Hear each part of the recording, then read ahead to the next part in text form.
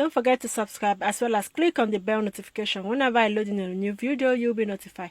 Please listen, married and single. Alright, okay. Then we are marking history. Yes. The 10 fundamentals of a successful marriage. 1, marry your friend. Because friendship is the hallmark and the foundation of any relationship. And you know, conflict is inherent in a relationship.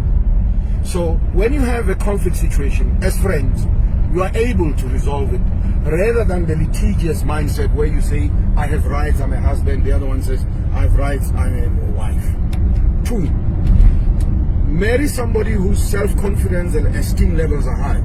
Because when they are low, she becomes or he becomes a liability in the marriage. Small little things become a big issue. 3, marry somebody who has a career, not a job. Marriage is very expensive. You can't sustain marriage by a job. That is why I say to a lot of young people, don't marry before you have wealth. Because if you marry when you don't have wealth, your entire life is a debt. Your lobola is a debt, the car is a debt, the house is a debt. Everything becomes a debt. And you know what that debt does? That debt is the one that creates stress in a relationship. 4, marry somebody who has a balance sheet. And when I talk balance sheet, I'm not talking physical things.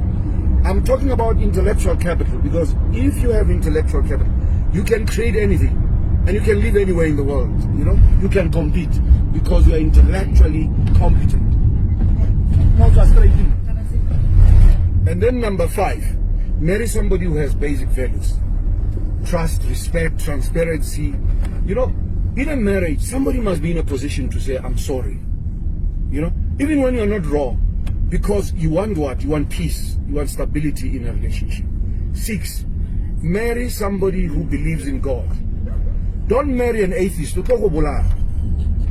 know, marry somebody who believes in Momudimu. 7, marry somebody, especially a woman, who's got a social conscience. You know, I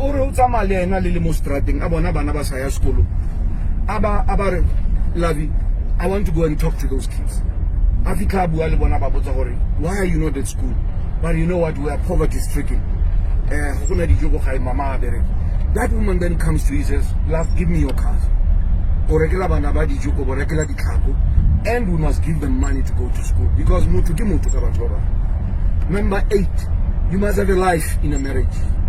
Because if you don't have a life, you're always going to be at home. And when the other partner because now I'm going to fulfill my life, right? I'm going to have my friends and I'm going to do everything. Number 9, spend much time with your partner.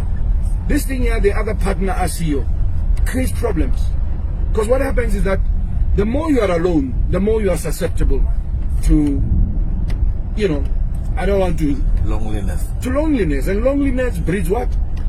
Content. Envy and contempt. Number 10, and this is very important for especially African men. Take your wife every year on a pilgrimage. Take your wife overseas. Not Lesotho. Lesotho is not overseas. Take your wife to New York for 2 weeks. You switch off your phones. There are no children. And guess what? When you come back, you are re-energized. Because then you start to realize how wonderful your partner is. This is a good marriage advice. Please apply it to your marriage. And don't forget to subscribe.